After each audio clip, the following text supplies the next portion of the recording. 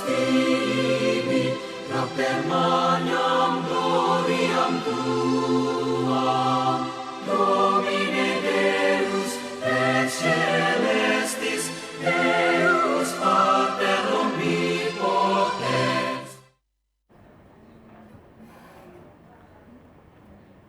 Pemirsa TVRI dimanapun Anda berada, salve, salam damai sejahtera untuk Anda sekalian. Semoga rahmat Tuhan kita Yesus Kristus, cinta kasih Allah, dalam persekutuan dengan Roh Kudus senantiasa menyertai hidup dan perjuangan kita sekalian.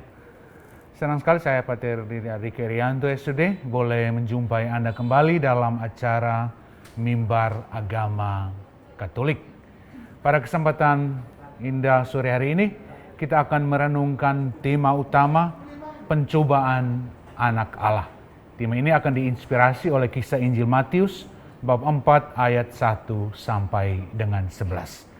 Sebelum kita masuk dalam seluruh permohonan kita sore hari ini, di awal seluruh perjumpaan kita, mari kita dengarkan kidung pujian dari trio Nada. Selamat menyaksikan.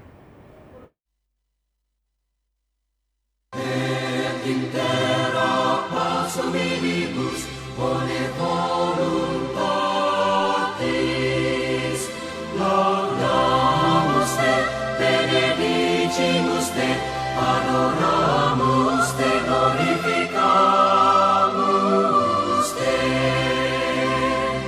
Gratias agimus tibi, Rapper magnam gloriam tuam, Domine Deus et celestis, Deus Pater omnipotens.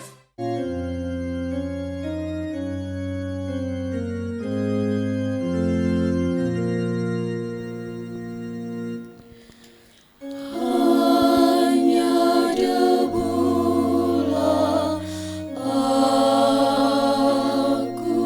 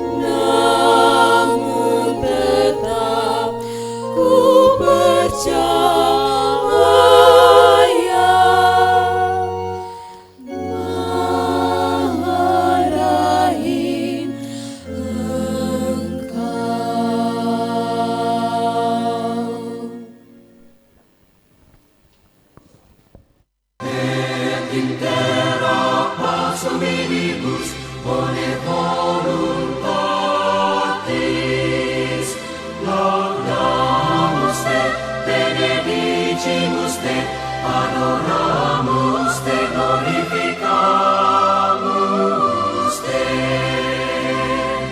gratias agimus tibi propter magnam gloriam tuam Domine Deus et celestis Deus Pater omnipotens.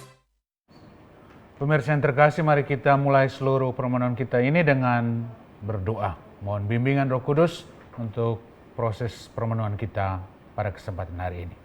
Dalam nama Bapa dan Putra dan Roh Kudus. Amin. Allah Tritunggal Maha Kudus, Bapa dan Putra dan Roh Kudus, syukur untuk masa Prapaskah yang sudah mulai kami jalankan sebagai masa kami mempersiapkan diri, menyucikan niat dan amal bakti kami untuk lebih layak di hadapan Engkau sendiri. Hadirlah bersama kami pada kesempatan ini dengan bimbingan Roh Kudus yang membantu kami untuk memahami sabda-Mu dan mengekspresikannya secara nyata dalam hidup dan perjuangan kami setiap hari. Seluruh doa dan harapan ini kami sampaikan kepada-Mu Bapa dengan pengantaran Kristus Tuhan dan pengantara kami. Pembacaan dari Injil Matius. Pencobaan di padang gurun. Maka Yesus dibawa oleh Roh ke padang gurun untuk dicobai iblis. Dan setelah berpuasa 40 hari dan 40 malam, datang akhirnya laparlah Yesus. Lalu datanglah si pencoba itu dan berkata kepadanya, "Jika engkau anak Allah, perintahkanlah supaya batu-batu ini menjadi roti." Tetapi Yesus menjawab, "Ada tertulis, manusia hidup bukan dari roti saja, tetapi dari setiap firman yang keluar dari mulut Allah." Kemudian iblis membawa Yesus ke kota suci dan menempatkan dia di bubungan bait Allah, lalu berkata kepadanya, "Jika engkau anak Allah, jatuhkanlah dirimu ke bawah, sebab ada tertulis, mengenai engkau ia akan memerintahkan malaikat-malaikatnya, dan mereka akan menatang engkau di atas tangannya, supaya kakimu jangan terantuk kepada batu." Yesus berkata kepadanya, "Ada pula tertulis, janganlah engkau mencobai Tuhan Allahmu." Lalu iblis membawanya pula ke atas gunung yang sangat tinggi dan memperlihatkan kepadanya semua kerajaan dunia dengan kemegahannya, dan berkata kepada Yesus, "Semua itu akan kuberikan kepadamu jika engkau sujud menyembah Aku." Maka berkata Yesus kepadanya, "Enyalah iblis, sebab ada tertulis, engkau harus menyembah Tuhan Allahmu dan hanya kepada Dia sajalah engkau berbakti." Lalu iblis meninggalkan Yesus, dan lihatlah malaikat-malaikat datang melayani Yesus. Pemirsa yang terkasih, dalam inspirasi kisah pencobaan Yesus di padang gurun, kita akan merenungkan tema utama kita, pencobaan anak Allah. Sebelum kita bahas tema ini lebih mendalam, kita dengarkan selingan lagu yang merupakan ekspresi dari Injil Tuhan yang barusan kita dengar. Selamat menyaksikan. Et intera pars hominibus bone voluntatis laudamus te benedicimus te adoramus te glorificamus te gratias agimus tibi propter magnam gloriam tuam Domine Deus et celestis Deus Pater omnipotens.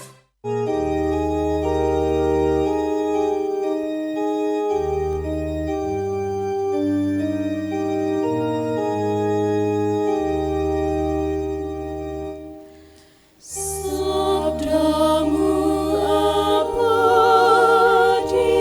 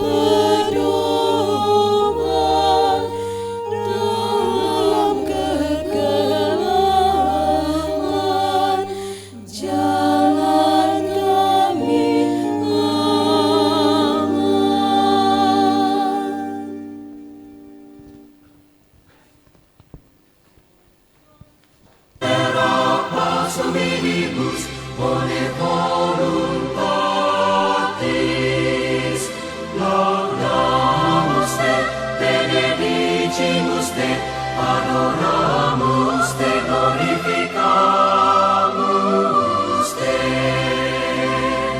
Gratias agimus tibi, per magnam gloriam tuam, Domine Deus et celestis, Deus Pater omnipotens.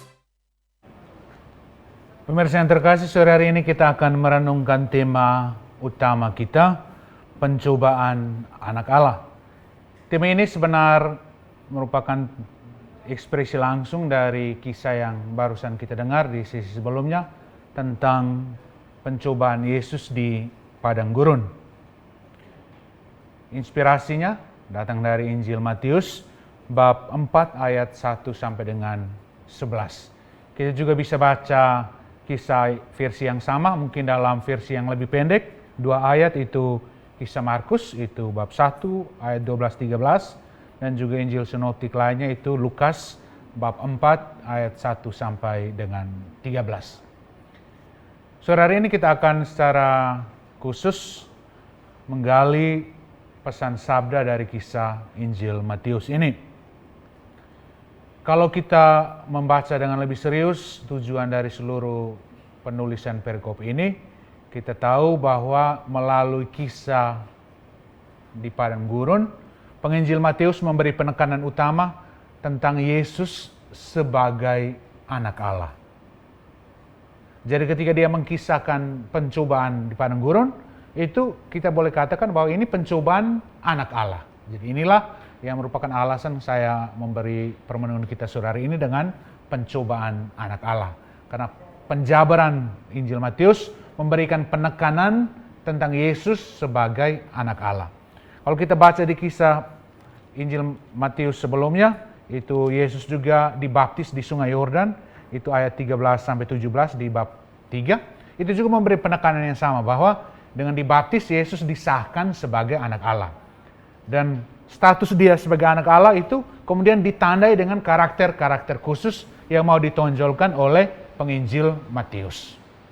Oleh karena itu, hari ini ketika kita baca kisah pencobaan di padang gurun, Matius juga mau mengajak kita untuk meneliti karakter khusus istimewa yang datang dari Yesus ketika dia mengalami situasi pencobaan. Dari teladan-teladan Yesus itu kita ambil kesimpulan bahwa dia adalah anak Allah. Oleh karena itu pada kesempatan permenungan hari ini saya ajak kita untuk meneliti, merenungkan karakter dan teladan Yesus itu sebagai anak Allah dalam situasi pencobaan yang dia alami secara real. Jadi kita sudah dengar bacaan, mungkin kita dengar terus versinya beda-beda Lukas atau Markus. Hari ini kita renungkan penginjil Matius. Itu ada paling kurang 3. Yesus mengalami 3 pencobaan utama. Yang paling pertama adalah sesudah dia berpuasa 40 hari 40 malam di padang gurun, dia kemudian dicobai oleh iblis.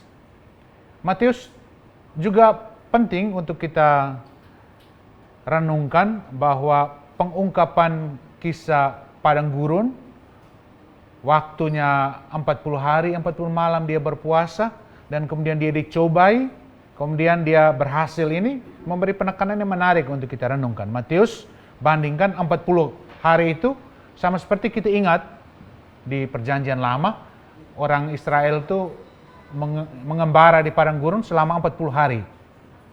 Setelah dibebaskan dari perbudakan Mesir, mereka mengembara di padang gurun. Dan kalau kita baca seluruh kisah pengembaraan mereka ini, berulang kali mereka dicobai dan banyak juga yang gagal. Tetapi lewat kisah ini, Yesus sukses menghalau segala cobaan-cobaan. Ini gambaran besar yang paling kurang ketika kita baca, kita diingatkan untuk memberi perhatian istimewa dalam permohonan kita untuk penekanan penginjil Matius ini. Oleh karena itu izinkan saya untuk secara lebih mendalam menggali masing-masing cobaan ini untuk kita pelajari teladan Yesus sebagai anak Allah sekaligus mengambil inspirasi untuk hidup kita masing-masing. Yang paling pertama, Yesus dicobai, kita baca di ayat 3 sampai 4, dia dicobai iblis untuk mengubah batu menjadi roti. Kita bisa bayangkan ya, selama 40 hari berpuasa, kemudian dicobai dengan sesuatu yang paling dasar, yakni kebutuhan perut ya, makan minum ya. Kita lapar, makan 1 kali tidak cukup, makan 3 kali juga tidak cukup sehari. Apalagi tidak makan 40 hari ini pasti maunya kita mau makan semua hal. Tapi Yesus dalam situasi yang sangat manusiawi seperti itu, dia dicobai dengan satu yang sangat mendasar, kebutuhan perut ya. Jadi dia bilang, kalau engkau hebat, iblis bilang ya, engkau hebat, ubah nih. Engkau kan ada kuasa tuh, anak Allah tuh. Ini ada batu banyak-banyak nih, makan. Ini pasti akan mencukupi semua orang yang ada di sini. Ini cobaan yang sangat mendasar. Dan ketika Yesus menghadapi situasi ini, dia kemudian merespon dengan kemudian mengutip ajaran kitab suci di kitab Ulangan bab 8 ayat 3. Yesus jawab, versi Matius, ada tertulis, manusia hidup bukan dari roti saja, tetapi dari setiap firman yang keluar dari mulut Allah. Ini Yesus sebenarnya mengutip Ulangan bab 8 ayat 3. Kalau kita baca, itu versi lengkapnya adalah, jadi ia merendahkan diri, ia merendahkan hatimu, membiarkan engkau lapar dan memberi engkau makan mana yang tidak kau kenal dan yang tidak juga dikenal oleh nenek moyangmu, untuk membuat engkau mengerti bahwa manusia bukan hidup dari roti saja, tetapi manusia hidup dari segala yang diucapkan oleh Tuhan. Ini konteks bacaan Ulangan ini adalah ajakan untuk bersyukur kepada Tuhan atas rahmat dan kebaikannya ya. Mereka bilang dulu kampung nenek moyang, mereka tidak tahu itu mana, tapi setiap hari dalam mengembara mereka dicukupkan dengan kenyang ya. Jadi jangan coba Allah, Tuhan Allahmu, karena dia bersabda dan menjamin lewat sabdanya seluruh kebutuhan engkau. Dia menjamin kebaikannya. Jadi jangan mencobai dia, mencobai sabdanya untuk suatu tujuan yang hanya bersifat mengenyangkan perut engkau sendiri. Jadi respon Yesus ini paling mendasar adalah untuk menolak godaan terhadap suatu kebutuhan, pencarian kebutuhan sesaat, materi, makanan itu, yang kemudian digunakan melalui penggunaan kuasa dia sebagai anak Allah secara berlebihan. Ini konteks dan ekspresi Yesus. Jadi dari kisah pencobaan pertama, Matius mau tunjukkan bahwa sebagai anak Allah, dia taat. Dia tidak gunakan kekuasaannya untuk sesuatu yang hanya sekedar memenuhi kepentingan dirinya sendiri. Hanya sekedar untuk tunjuk aksi. Hanya sekedar untuk memuaskan kebutuhan dia yang sesaat. Jadi gambaran godaan pertama ini adalah gambaran godaan secara nyata. Kalau untuk kita, ini menyangkut gambaran godaan untuk mencari materi-materi sebagai tujuan utama kita. Cari urusan perut saja ya, tanpa urusan-urusan yang juga penting. Ini intisari dari pencobaan yang pertama.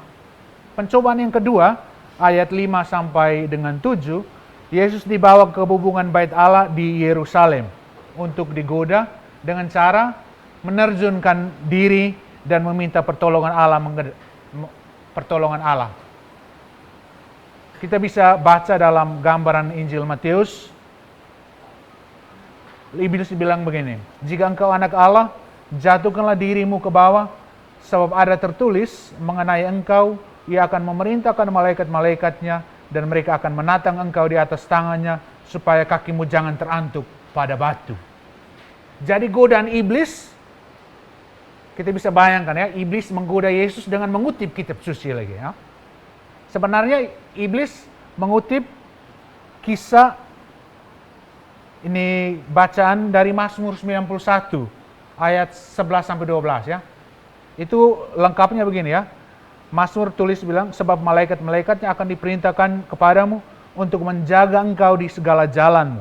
Mereka akan menantang engkau di atas tangannya, supaya kakimu jangan terantuk pada batu. bacaan Mazmur ini memberikan gambaran tentang orang yang dipilih Allah, yang dijamin ya bahwa ketika jatuh kita diajak untuk dilindungi oleh malaikat ya, tidak terantuk pada batu. Jadi kutipan ini digunakan iblis untuk mencobai. Ya. Iblis kan bilang sederhana gini ya, Tuhan Allahmu itu kan bilang dia jamin ya, engkau buang diri juga dia kirim malaikat ya. Sekarang sudah atas hubungan bait Allah, coba tes dulu ya, apakah benar engkau anak Allah? Sebab kalau engkau jatuh pasti akan malaikat-malaikat itu datang, sama seperti yang Mazmur yang dia tunjuk ya. Kita bisa bayangkan iblis penggodaan itu canggih ya, dia gunakan kitab suci juga untuk goda Yesus. Ya, sekarang Yesus secara nyata dia bilang, kalau engkau anak Allah, coba buang diri ke bawah. Karena sabda Bapamu juga tulis ya, bahwa kalau engkau anak Allah yang beriman, pasti akan dikirim malaikat-malaikat sehingga engkau tidak jatuh berbodoh ke bawah. Dan ini godaan yang secara nyata menyentuh aspek bagaimana Yesus ditantang untuk menentang sabda Tuhan ya. Sehingga tidak heran Yesus menjawab, ada tertulis, janganlah engkau mencobai Tuhan Allahmu. Itu Yesus kutip juga dari Ulangan bab 6 ayat 16 ini. Jangan engkau mencobai Tuhan Allahmu seperti kamu mencobai dia di Massa. Kita ingat ya, kalau kita baca Ulangan bab 17, itu ada kisah Massa dan di Meriba. Orang Israel jalan, diajak oleh Musa, ketika mereka kehausan, mereka bertengkar. Dan dia bilang, mereka bersungut-sungut di Musa, dan dia bilang, kamu mau kasih mati kami kah? Nah, kami sudah enak-enak di Mesir, makan minum enak, minimal kami dicukupi. Sekarang engkau ajak kami untuk mengembara di tempat yang tidak kita tahu, dan kita kekurangan air. Kita tahu bahwa Musa juga minta di Tuhan, dan kemudian dia memecah bukit batu Gunung Horeb, dan kemudian dari situ air keluar ya. Jadi kisah Massa itu artinya mencoba ya. Meriba itu bertengkar, mereka bertengkar karena situasi tidak enak itu, mereka mencoba dan kemudian bertanya, apakah Tuhan betul-betul ada bersama kita? Ini cobaan seperti orang Israel yang kemudian meragukan kehadiran Tuhan. Padahal selama perjalanan itu mereka sudah makan minum ya. Pagi mereka ambil mana, mereka rasa berkat itu tidak ada guna ya. Ketika dapat kesulitan hanya tidak ada air, mereka langsung tanya, ini Tuhan di mana nih? Lebih baik kita tinggal kembali di Mesir. Ini cobaan sama seperti cobaan untuk ganggu Tuhan ya, mengetes sabda Tuhan. Padahal kita sebenarnya sudah ada dan mengalami kasih Dia yang nyata. Ini cobaan dan tantangan yang Yesus juga hadapi berhadapan dengan iblis. Dan iblis menariknya dia memilih juga kitab suci ya. Dia menggoda bukan hal-hal yang buruk, tapi dengan hal-hal dengan sabda Tuhan sendiri ya. Dia pelintir itu sabda, kemudian dia coba Yesus untuk mulai utak-atik dan mulai ragukan sabda Tuhan itu sendiri. Ini godaan kedua yang juga mungkin akan jadi godaan. Kita elaborasi lagi di sesi berikutnya tentang semangat ini. Yang terakhir, pencobaan yang ketiga. Setelah di atas bubungan, iblis mengajak Yesus di ayat 7-10 itu tentang di tempat yang tinggi dan diajak untuk menyerahkan seluruh kekuasaan itu kalau Yesus menyembah dia. Ini ajakan untuk menyembah pada iblis. Ini godaan Yesus dan godaan kita. Ajakan untuk menyembah pada kekuasaan yang keliru. Dan Yesus kemudian menjawab, engkau harus takut akan Tuhan Allahmu, dan kepada Dialah haruslah engkau beribadah, dan demi namanya harusnya engkau bersumpah. Ini Yesus juga mengutip dalam inspirasi kitab Ulangan bab 6 ayat 13. Ini godaan tentang kekuasaan dan pengabdian pada iblis, bukan kepada Tuhan sendiri. Yesus memberi posisinya sebagai anak Allah untuk membaktikan hidupnya untuk mengabdi kepada Tuhan sendiri. Ini gambaran utama 3 pencobaan Yesus, dan dari inspirasi kisah pencobaan ini, di sesi berikutnya kita akan secara lebih nyata bagaimana cobaan juga ini akan kita alami sebagai bagian dari cara kita mengikuti Yesus dengan lebih serius. Kita rehat sejenak, kita dengarkan lagu dari vokal grup Nada. Selamat menyaksikan. Et intera passa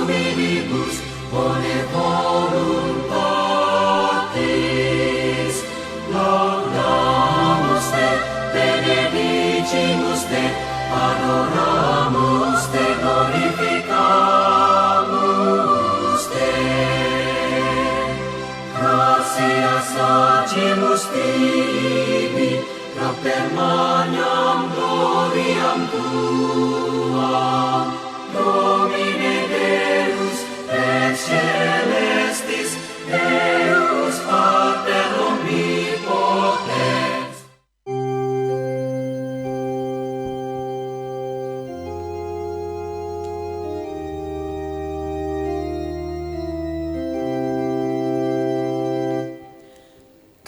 Jalani hidupku ini, tiada yang abadi.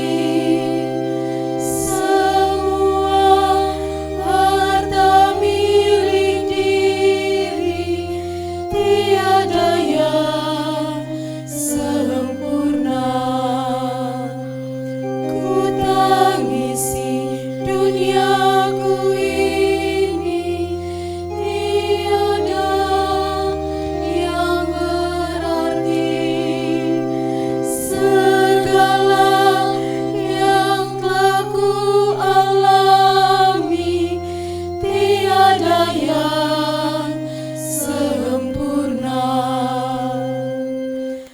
Lihatlah kota Yerusalem jadi suaka bahagia, dia naungan bagi harta cinta Tuhan. Lihatlah Tuhan Maha Jaya duduk di tahta mulia, bertabur cinta bagi kita manusia.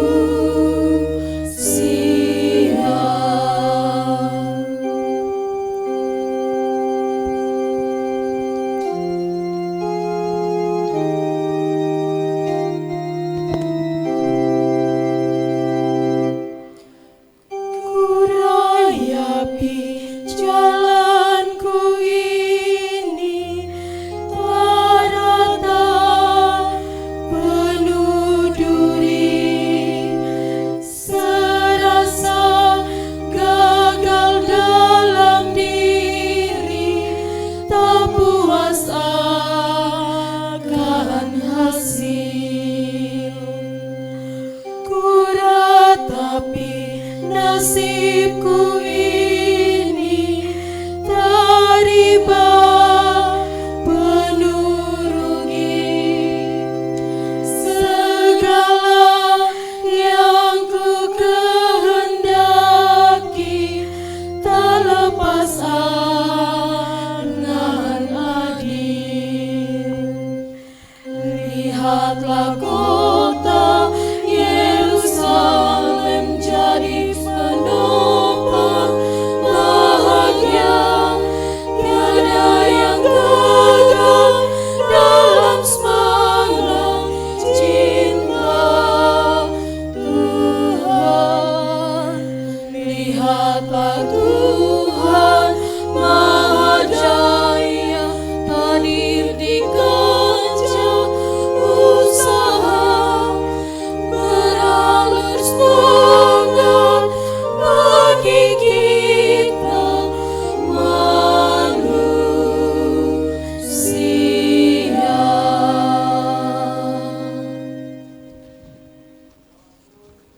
Et intera pars hominibus bone voluntatis, laudamus Te, benedicimus Te, adoramus Te, glorificamus Te. Gratia sacimus tibi, propter magnam gloriam Tuam, Domine Deus, et celestis, Deus Pater omnipotens. Pemirsa yang terkasih, dari kisah Injil Matius tentang pencobaan Yesus, kita dapat gambaran bahwa sebagai anak Allah, Yesus memberikan kualitas dia sehingga dia mampu dan sukses menghadapi godaan iblis. Yang pertama, Yesus sukses menghalau godaan untuk mencari kebutuhan materi semata.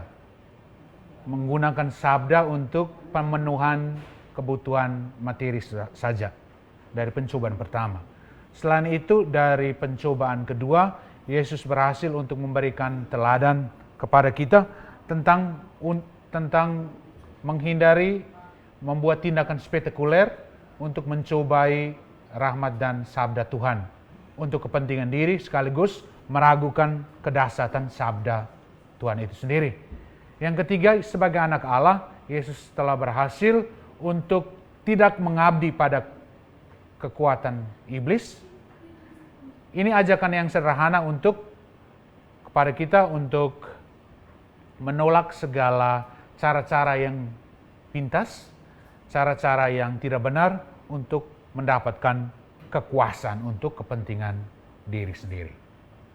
Dan ini 3 hal dan teladan yang Yesus tunjukkan dari kisah pencobaan sama seperti yang digambarkan oleh penginjil Matius. Dan kalau kita mau secara praktis, saya merasa penting untuk secara pribadi ketika kita merenungkan kisah ini, kita juga harus sadar bahwa kisah ini, pencobaan seperti ini adalah juga pencobaan kita. Yesus yang adalah Tuhan dicobai, kita yang pengikutnya jangan harap mau hindari cobaan-cobaan ini. Pasti kita akan menghadapi cobaan dengan model-model yang mungkin lebih modern ya. Kalau dalam zaman Yesus dicobai oleh iblis dengan menggunakan sabda Tuhan sendiri ya. Jadi bayangkan sudah mencapai level yang lebih bagus ya. Jadi iblis tidak ganggu kita dengan sesuatu yang jahat, tapi dia pelintir sesuatu yang baik ya. Dia putar tuh sabda untuk kemudian buat kita masuk jurang.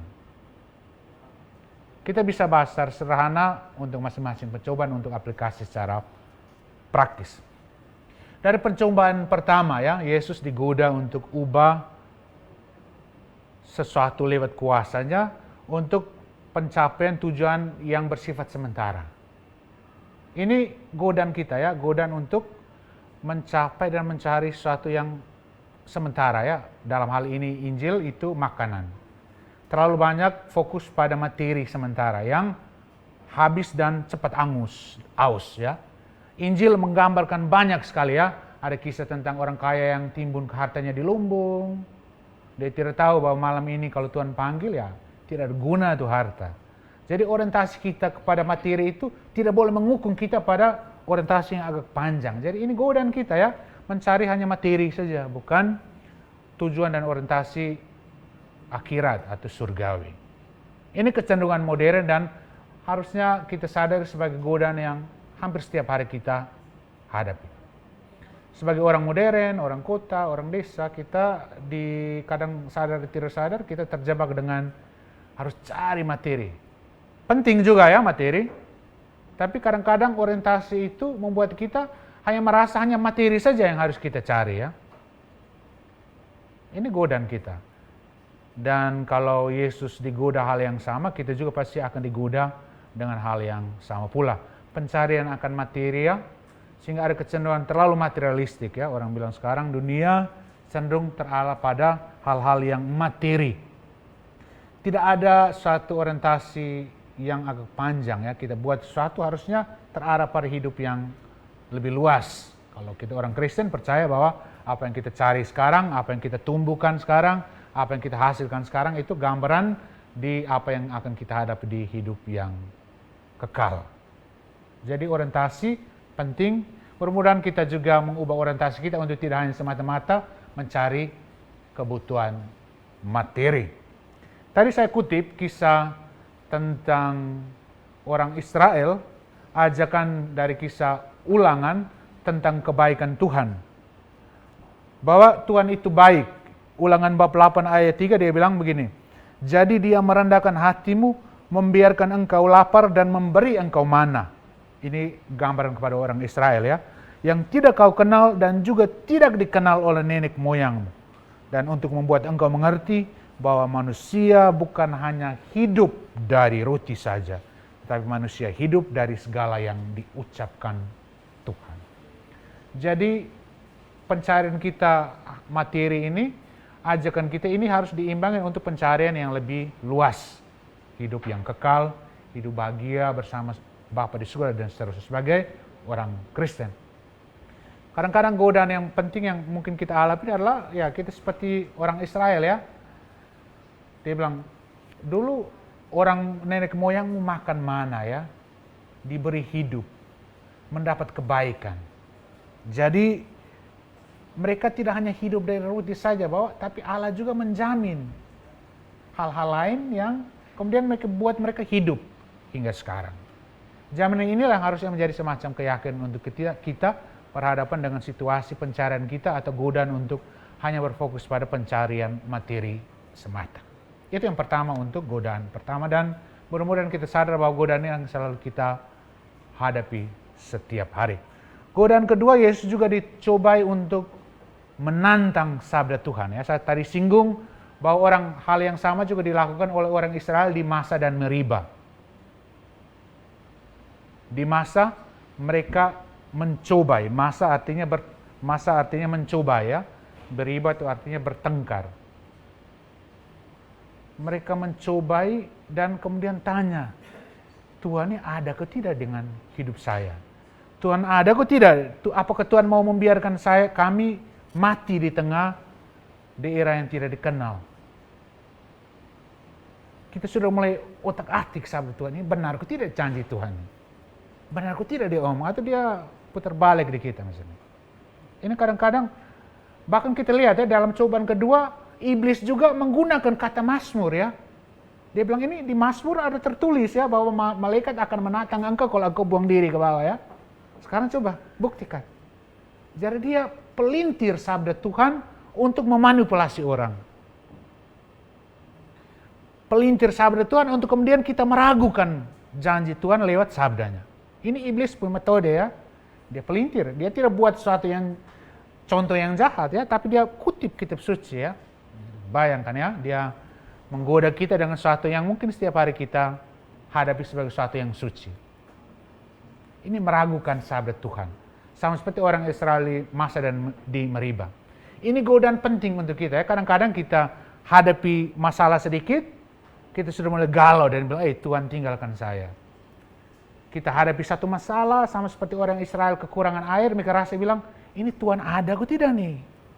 Saya doa tidak ada guna nih. Nah, padahal selama ke belakang kita sudah mengalami situasi kita diberi mana, situasi kita diberi jaminan dalam situasi pengembaraan kita yang tidak gampang. Itu kita lupakan dan kemudian satu dua hal yang mungkin sulit kita meragukan sabda Tuhan ya. Kita meragukan sabda. Ini godaan-godaan yang kadang-kadang mendasar ya. Ketika kita baca kitab suci, kita sudah bilang, ini benar kok tidak nih? Tuhan pun sabda ini benar kok tidak nih? Sama seperti iblis sudah gunakan kitab suci untuk putar dia punya pemahaman dan mulai ragukan sabda Tuhan. Ini godaan dan mudah-mudahan kita awas untuk godaan yang mungkin kita hadapi tentang bagaimana kita dijaga untuk kemudian meragukan sabda Tuhan dan kehendaknya dan meragukan segala kebaikan-kebaikan yang mungkin sudah kita terima selama ini. Godaan yang terakhir itu godaan untuk menyembah iblis untuk memperoleh kekuasaan. Iblis bilang, ini lihat semua nih, seluruh kerajaan Allah akan beri kalau kau menyembah saya. Ini godaan tentang kita pakai hal-hal yang buruk untuk dapat kekuasaan. Menggunakan segala cara untuk akses pada kekuasaan. Menggunakan hal-hal yang jahat supaya kita dapat kekuasaan dan kemudahan-kemudahan tertentu. Ini kita tahu ya, situasi-situasi kita dewasa ini sudah jadi lazim ya. Situasi politik, situasi bernegara, kita temui kendala-kendala yang seperti ini di mana orang digoda untuk melakukan hal-hal yang curang supaya berkuasa. Melakukan hal-hal yang inkonstitusional untuk kemudian tetap bertahan dan seterusnya. Ini godaan untuk kita. Mungkin kita yang tidak punya kuasa dalam konteks-konteks tertentu, kita kadang-kadang menggunakan hal-hal yang keliru, menghalalkan segala cara untuk mendapatkan tujuan yang kita inginkan. Yang penting dapat, caranya kemudian ya. Yang penting saya dapat sesuatu, caranya entah baik atau buruk, saya buat saya dulu. Ini godaan untuk menghalalkan segala cara. Ini secara sederhana kita mengabdi dan menyembah pada metodenya iblis, metodenya setan. Sama seperti dia goda Yesus untuk serahkan seluruh hal, serahkan seluruh kekuasaan kalau kamu menyembah saya. Kalau kau ikut metode saya, kalau ikut cara saya. Ini godaan yang harusnya kita sadari dan akan selalu kita hadapi sebagai usaha kita untuk mengikuti Yesus dengan lebih setia. Jadi pemirsa yang terkasih, mudah-mudahan inspirasi sederhana ini paling kurang bisa memberi peringatan sekaligus awasan, sekaligus merupakan ajakan awal untuk kita merenungkan tentang potensi kita akan mengalami godaan yang sama seperti yang dihadapi oleh Yesus sendiri. Oleh karena itu, di seluruh permenungan kita sore hari ini, kita diajak untuk sadar dengan serius, sadar dengan sungguh-sungguh bahwa Tuhan yang digoda memberi teladan kita untuk bertahan dan lolos atas godaan itu. Dan mudah-mudahan aplikasi sederhana yang saya singgung di bagian ini menjadi semacam peringatan untuk kemudian kita cek sudah sejauh mana kita meneladani contoh dari Kristus ini menghadapi setiap cobaan yang mungkin kita hadapi dalam setiap hidup kita.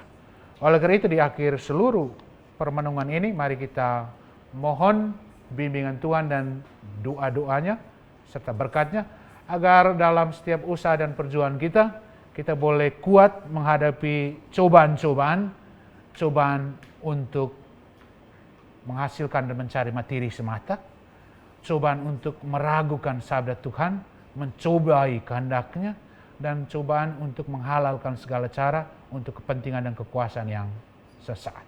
Mudah-mudahan Tuhan bantu kita, Tuhan bantu keluarga-keluarga Kristen, komunitas-komunitas Kristen yang juga akan mengalami situasi dan pencobaan yang sama, mungkin dengan cara yang sedikit lebih berbeda. Mudah-mudahan permenungan kita sore hari ini bantu kita untuk mengecek dengan lebih serius model-model pencobaan iblis. Karena kita tahu di zaman Yesus saja, iblis saja sudah mencapai level yang sedikit lebih canggih bahwa dia mencobai kita dengan sabda Tuhan. Kita lebih jeli melihat model-model baru dari cobaan iblis itu sendiri yang kemudian mengajak kita untuk memilih sama seperti Yesus dihadapkan dalam situasi pencobaan. Oleh karena itu, pemirsa di rumah maupun di studio, di akhir seluruh permenungan kita ini, mari kita berdoa mohon berkat Tuhan untuk setiap usaha dan perlindungan kita, agar usaha kita sungguh-sungguh kuat dalam menghadapi situasi pencobaan di setiap hidup dan perjuangan kita setiap hari. Allah Bapa kami di surga, terima kasih untuk setiap jaminan sabdamu dan kebaikan yang kami alami dalam hidup dan perjuangan kami setiap hari.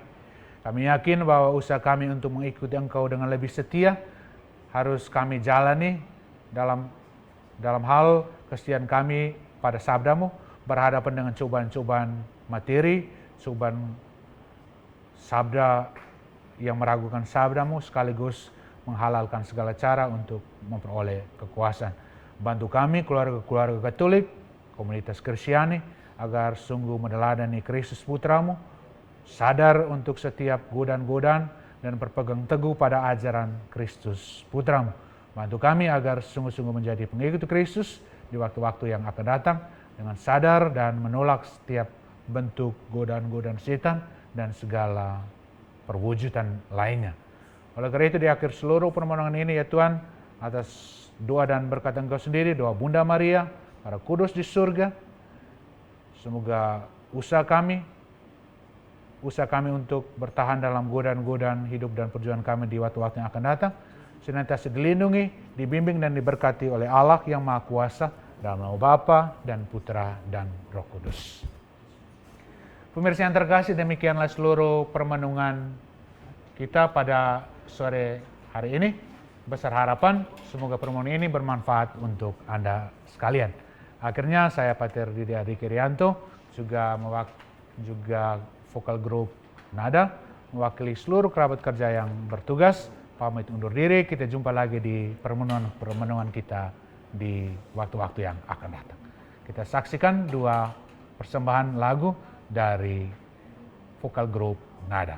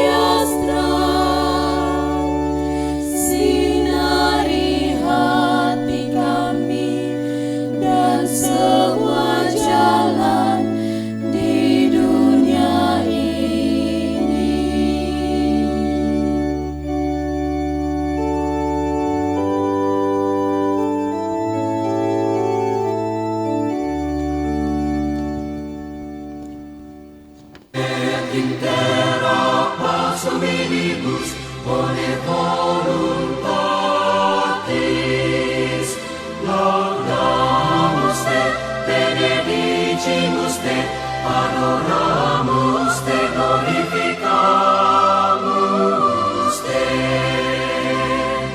Gratias agimus tibi, pro permaniam gloriam tuam, Domine Deus et celestis, Deus Pater omnipotens.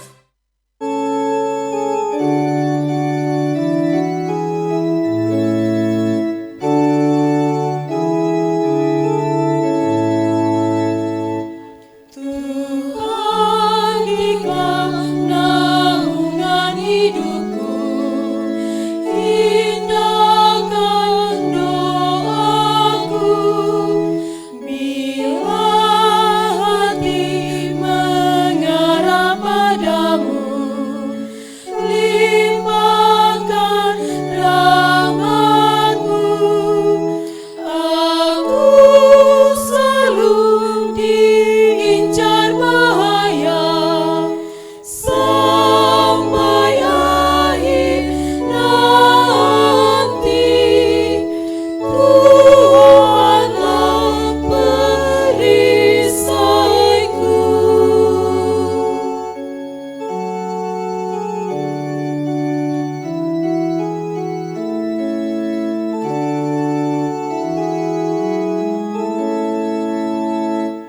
Tuhan, semoga Dikau mendengar tangisan hatiku. Tanganku angkat di hadapan-Mu, pandanglah diriku. Jangan sampai Kau tinggalkan daku, sampai akhir nanti. Tuhanlah perisaiku.